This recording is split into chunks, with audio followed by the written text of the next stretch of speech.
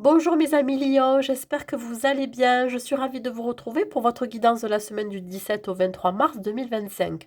Que vous soyez signe solaire, ascendant ou lunaire Lion, cette guidance elle est pour vous. Gardez toujours en tête que c'est un tirage général qui ne pourra pas correspondre à tout le monde. Donc, vraiment, prenez les messages qui résonnent en vous.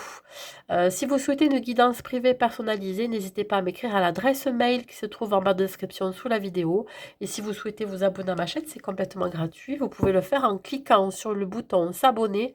Et n'oubliez pas non plus de cliquer sur la cloche pour avoir les notifications de mes prochaines vidéos. Allez, on va voir dans quelle énergie vous allez vous trouver, mes amis Lion, pour cette semaine du 17 au 23 mars 2025. La belle carte du magicien. Bon, ici, c'est l'idée d'être prêt. Prêt à en découdre. Prêt à prendre une nouvelle direction. Prêt à s'affirmer, à oser, à démarrer quelque chose de nouveau. On voit ici un nouveau départ pour certains lions. Ça peut être dans le domaine professionnel, ça peut être une nouvelle relation sentimentale, ça peut être tout autre nouveau départ. Pourquoi pas un déménagement aussi, hein. Et on vous dit que là, ça y est, vous avez toutes les ressources et les capacités. Vous ressentez le potentiel en vous d'entreprendre quelque chose de différent, de nouveau, d'exaltant. Voyez, quelque chose qui va vous permettre de vous enrichir. Alors, évidemment, vous enrichir humainement, financièrement, etc. Ou enrichir spirituellement. Allez, on va voir au niveau professionnel qu'est-ce qu'il en est. Non, j'en ai trop. Une seule carte pour voir les énergies qui vous accompagnent, mes amis Lion, au niveau professionnel. Au niveau professionnel. Et nous avons la tour. La tour, c'est ici un symbole de quelque chose qui prend fin subitement. Ça peut être ici l'idée de déconstruire pour reconstruire ailleurs. Ça peut être ici l'idée de perdre son emploi. À voir si c'est ce que vous vouliez. Ça peut être l'idée ici de revoir complètement sa façon de travailler ou revoir ici des comportements ou de vieilles habitudes ou de façon de penser ou revoir par rapport, mettre vraiment le doigt sur ses croyances limitantes par rapport à son potentiel, etc. Ça peut être comme une révélation finalement, hein, qu'il est temps peut-être pour vous de changer quelque chose, d'apporter un changement ou quelque chose se termine. Qu'est-ce que j'ai? Le 8 de bâton. Ok, bon, ça arrive très vite là. On passe à l'action. Voilà, on décide de ne pas procrastiner, on décide de ne pas rester sur ses échecs ou sur ses acquis. On reprend les rênes de sa vie professionnelle. On parle du valet de bâton qui vous annonce, pourquoi pas, de très bonnes nouvelles. On peut parler aussi de courage, de détermination et de volonté d'aller de l'avant. Beaucoup d'enthousiasme. Et nous avons le cavalier de coupe à l'envers hein, qui me parle ici d'illusion. Ok, bon, on pourrait peut-être vous proposer quelque chose qui n'est qu'une illusion. Si c'est une offre d'emploi, on vous dit, bah, c'est pas, non, c'est pas net. Regardez les petites lignes dans le contrat de travail que l'on pourrait vous faire signer aussi. Ça peut être ici l'idée d'être tout feu tout flamme et puis finalement vous vous rendez compte que la direction dans laquelle vous allez c'est pas du tout ce qui vous correspond ou en tout cas c'est pas viable.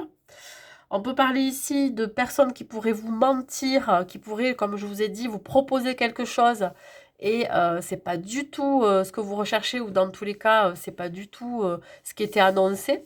On vous a fait miroiter des choses, hein. On peut parler ici d'une nouvelle énergie dans tous les cas. On parle d'enthousiasme, hein. On vous sent porté par cet optimisme et cet enthousiasme, malgré qu'il y ait une fausse note dans ça, hein, dans ce que je suis en train de vous dire. Ça ne veut pas dire qu'il va falloir baisser les bras. Non, au contraire. Il va falloir vraiment affronter cette situation avec beaucoup plus je dirais, de compassion, de bienveillance, de justesse en vous disant ok, bon, mais voilà, ça s'est passé comme ça, je n'y reste pas dessus, je passe à autre chose, je vois ce qu'on me propose derrière, je vois ce que je peux faire, ce que je peux mettre en pratique derrière, et j'avance, vous voyez. C'est une idée ici de ne pas rester bloqué sur des échecs. Allez, un message, un conseil avec la numérologie. Je vois plus grand, ben voilà, exactement ça. Je sors de ma zone de confort et je cherche à me surpasser. Si besoin, je consulte une personne de confiance afin de m'aider à mener à bien mes projets. Attention à qui vous faites confiance, attention à qui vous demandez de l'aide. Là, on vous dit que effectivement, ce qui vous est proposé, c'est peut-être pas forcément assez pour vous, ou en tout cas, euh, par rapport à vos expériences passées, vos diplômes, j'en sais rien, ben voilà, vous aimeriez avoir quelque chose de plus, ouais, à votre juste valeur finalement, hein, qui soit peut-être plus rémunéré, vous voyez. Donc, ne restez pas focalisé sur cet échec-là. Comme on vous dit, voyez plus grand. Allez, on continue, on va voir au niveau relationnel, qu'est-ce qu'il en est. Il y a autre chose de mieux qui vous attend. Donc, partez à la découverte d'autre chose. On parle ici du mois de janvier, du mois en cours. Alors, depuis le mois de janvier, il a dû se passer quelque chose. Ok.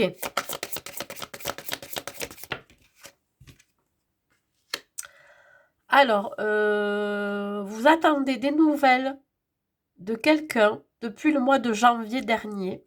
Et on vous dit que c'est quelqu'un avec qui vous avez un lien particulier. Ça peut être un lien parental, hein, ça peut être une maman, une sœur, une grand-mère, mais ça peut être aussi quelqu'un avec qui vous aviez peut-être eu une relation superficielle. Cette personne revient vers vous.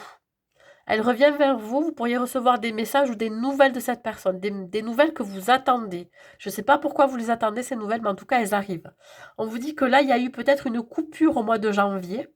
Il y a eu une rupture, ou alors une coupure de communication. Hein. Vous n'avez peut-être pas vu cette personne depuis le mois de janvier. Et là, cette semaine, vous pourriez recevoir des nouvelles de cette personne. Des nouvelles assez réjouissantes. Hein. Peut-être que ça va vous faire plaisir d'avoir de ces nouvelles. Ça peut être une amie d'enfance aussi. Je ne sais pas pourquoi ça me parle comme ça. Une amie. C'est plutôt une énergie féminine. Hein. J'évite de m'enfermer dans un mutisme. Alors, quand vous allez recevoir des nouvelles de cette personne, il va falloir quand même répondre. Hein, de ne pas rester planté là, à rien dire, ou à ne pas répondre au téléphone, ou ne pas répondre à un texto si c'est un texto. On vous dit que pour éviter les non-dits risquer de créer des problèmes, je cherche à clarifier une situation en m'exprimant avec tact. Je privilégie la communication orale. Donc si la personne revient vers vous pour X raisons, elle revient vers vous, donc il doit y avoir une raison. Ne restez pas sans rien dire. Exprimez-vous déjà par rapport à cette rupture qu'il y a eu ou cette coupure de contact. Hein, vous dites ce que vous avez ressenti par rapport à cette non-communication. Et là, évidemment avec tact, hein, sans être agressif ou agressive. Et là, voyez comment ça se passe. Il y a un juste retour des choses là. Alors, il se peut qu'il y ait eu, à un moment donné, une tierce énergie ou une triangulaire. Vous voyez comment ça vous parle. Voilà, c'est juste ce que j'ai à vous dire. Allez, au niveau sentimental, mes amis lions, qu'est-ce que j'ai à vous dire? Au niveau célibataire ou en couple? Au niveau célibataire ou en couple?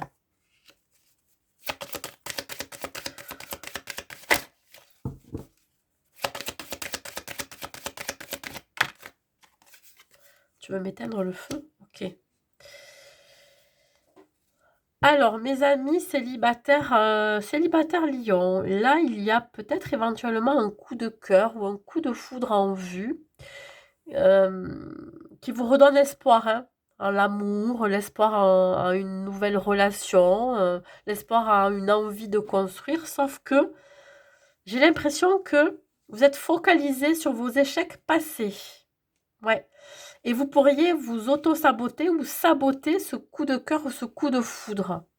Parce que vous avez éventuellement vécu des histoires d'amour dans lesquelles il y a eu toujours des schémas répétitifs où vous avez vécu que des échecs.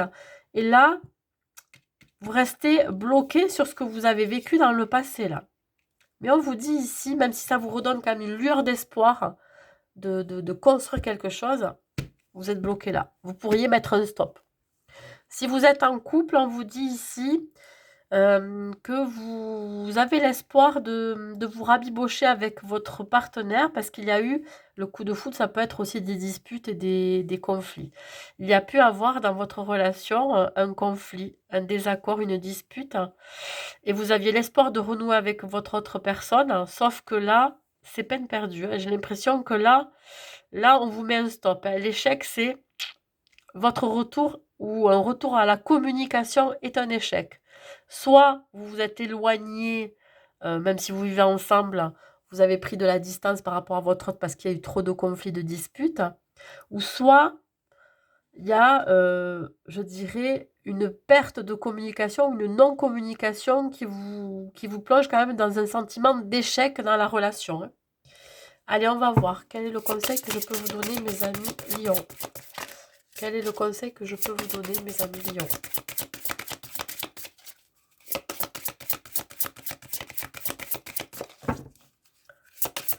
Le conseil que je peux vous donner. Alors, les célibataires, on vous dit qu'effectivement, là, si vous avez un coup de cœur ou un coup de foudre pour quelqu'un, ce qui pourrait bloquer, c'est votre manque de confiance en vous. Mais manque aussi de confiance aux autres, parce que si vous manquez de confiance en vous, vous n'aurez pas confiance aux autres. On vous dit de vous aimer d'abord. Vous avez un travail à faire sur l'amour de soi. Hein, on vous dit que le respect de vous-même vous rend plus attirant.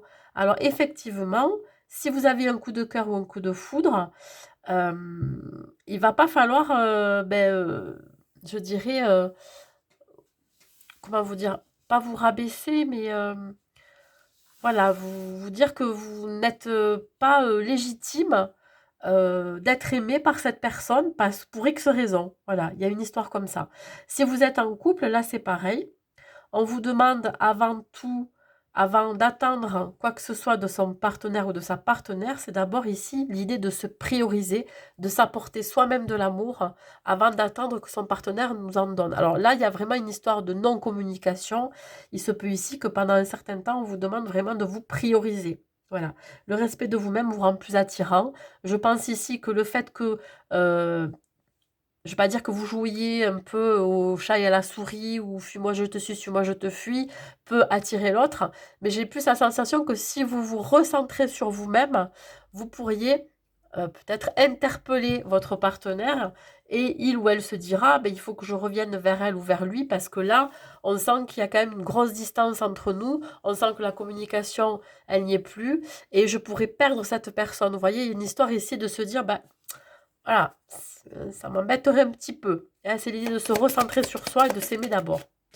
Un dernier conseil, on parle ici de colère, il y a quelque chose qui vous met en colère. Alors, derrière n'importe quelle colère qu'elle soit, il y a de la tristesse, hein. C'est un sentiment, c'est une émotion qui est vécue avec plus ou moins d'intensité. Donc, vous voyez comment ça vous parle. On vous dit que la colère est mauvaise conseillère. C'est-à-dire que là, si vous étiez en conflit avec votre partenaire, on vous dit qu'il va falloir vraiment planter la hache de guerre, hein, sortir le drapeau blanc et rétablir la communication et pouvoir s'expliquer avec son partenaire, à savoir comment vous pouvez arranger les choses. Si vous êtes célibataire, c'est l'idée de peut-être de rester encore dans les fantômes du passé, c'est-à-dire dans vos anciennes relations où il y a eu beaucoup de colère parce que vous avez énormément investi de votre temps, vous êtes peut-être sacrifié dans ces relations passées et du coup, vous pourriez être encore dans cette émotion-là qui n'a pas été déjà été autorisé à être vécu en vous, qui n'a pas été accepté, qui n'a pas été aussi exprimé. Voilà, peut-être qu'il y a ce côté-là qu'il va falloir aller travailler. Allez, on continue. Un dernier message de vos guides, mes amis lions.